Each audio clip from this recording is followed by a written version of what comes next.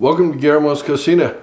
I'm Guillermo, aka Bill, and today I'm making you my Romexco Salsa. Now that is a perfect love child of a Spanish Romexco sauce and a Mexican salsa. This is a fully roasted salsa. Everything here is cooked. It's delicious. It's amazing. There's a couple of strange ingredients, a couple of things you need to know, and if you don't like cilantro, you are going to love this one because cilantro is optional. You really don't need it. But what I do need is to eat this, and you need to watch this. So let's get started making my Romexco salsa right now. Oh yeah. This salsa really is a perfect hybrid of the two sauces. The Romexco sauce, which is from Spain, which will be your roasted red peppers, basically thickened with some toasted bread or some almonds, some other things like that, onions, garlic. There's a couple other things in there. And then a Mexican salsa, which is tomatoes and onions and garlic. A lot of times, sometimes not garlic. And some Serrano Chiles. Now, you need, to do this, you need a large red bell pepper. You need 4 Roma tomatoes. You need 2 big slices of red onion. You want to go about 3/8 to half an inch thick on those.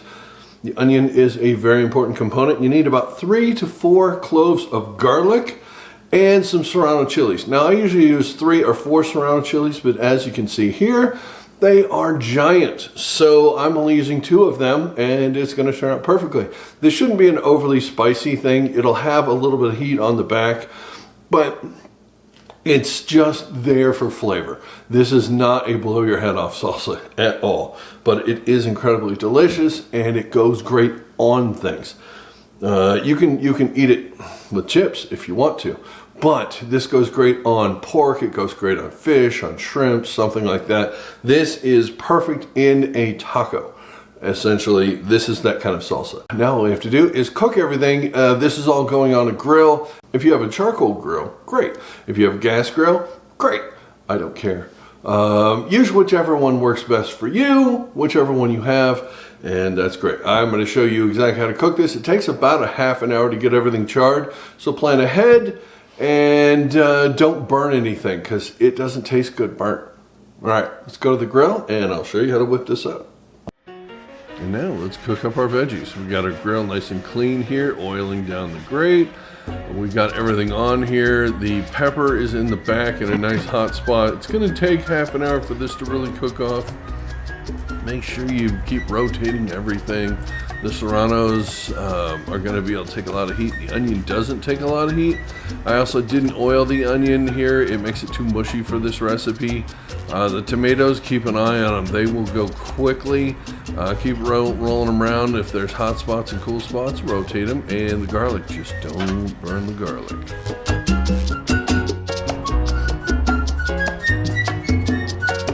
That onion sure is looking good. We're gonna pull that off now. It's perfect right there.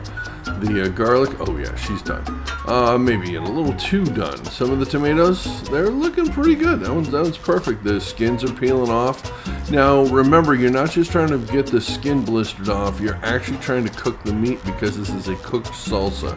So we don't want raw tomatoes or raw peppers, that sort of thing. So we're cooking this a little longer than you normally would. Speaking of longer, it doesn't take any longer than that. That's it. This did take a half an hour overall, about 32 minutes. And again, the grill is really, really hot. There's a lot of moisture in these vegetables, so it takes quite a bit of time, but that's it. Okay, everything's off the grill, and all we have to do is pull the skins off of our peppers and our tomatoes a little bit. There are several ways to do this. It should never be done with water if you can avoid it. Try not to do that, but you don't want this charred bits in there. It's great flavor once you take it off. One nice thing is when you do char it this much, it does basically flake off in big chunks. Yeah, if you don't get everything, it's okay. Get most of it though. Tomatoes. You kind of want to get the skin off the tomatoes as well. And I do like to pull the stems out, the little core. A lot of people just leave it, but I'm weird. I don't want that in there.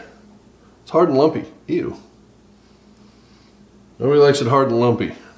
Perfect. See, there you go. Skins on tomatoes fall off super easily.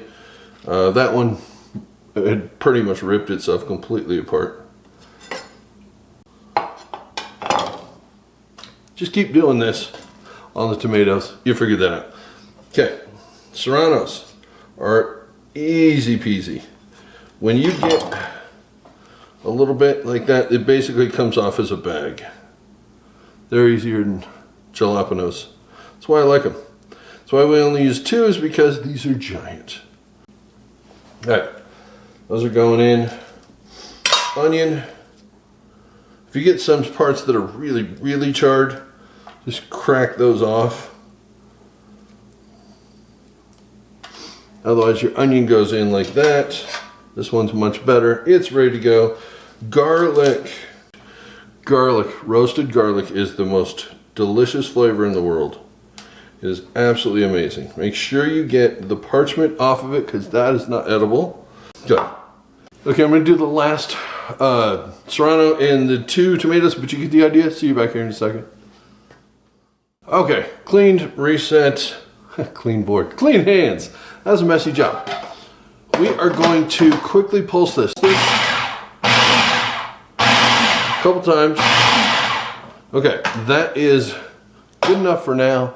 It's got everything moved around. All right, we have a few things going in this, which is very different than our Mexican salsa. We have 1 teaspoon of hot smoked paprika.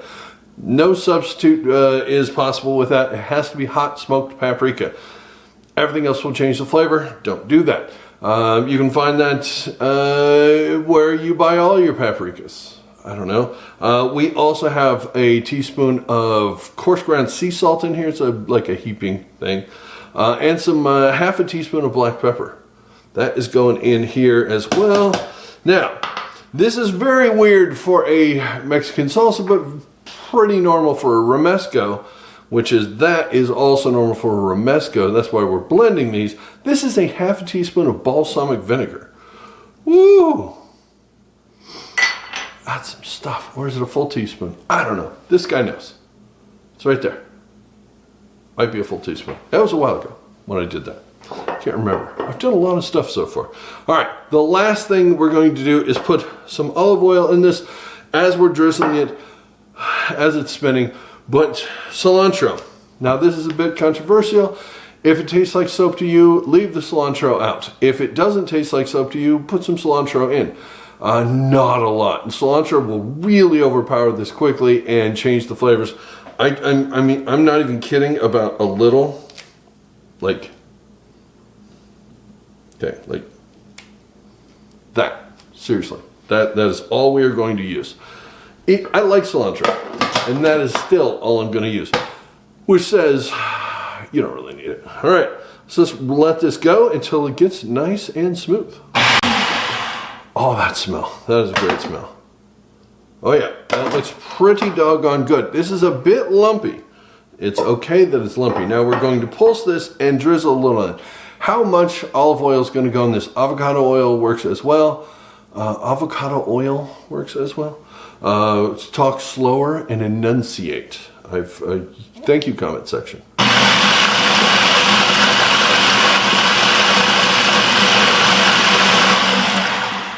That looked like about a half a tablespoon to me. Oh, that smell is glorious. Now she is, like I said, a little bit lumpy still. That is fine. I don't know which camera is going to give you the best angle of that. It's time to grab a chip and... Okay, I got a couple of chips. Now, I want to do this at this stage. The biggest problem with this is that it has a lot of salt on the chips, so it's going to be extra salty. If you're a chef doing this, you're going to just lose your mind because I'm going to use a chip to do it. I am. You would use a spoon, because spoons don't come pre-salted. Unless they do. I don't know what Costco's selling these days. All right, let's see how this tastes.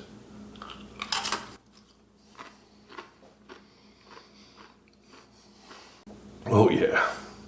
Oh. It has such a luxurious texture to it and flavor. This is not like a regular salsa at all. And it's not like a Romexco. But if you know both of them, you're like, oh yeah, it's the perfect love child of a Romexco and a salsa. So it's Romexco Salsa. See what I did there? It's perfect. That's amazing. And now you know how to make it. So you should be making this. This is going on some fish tacos.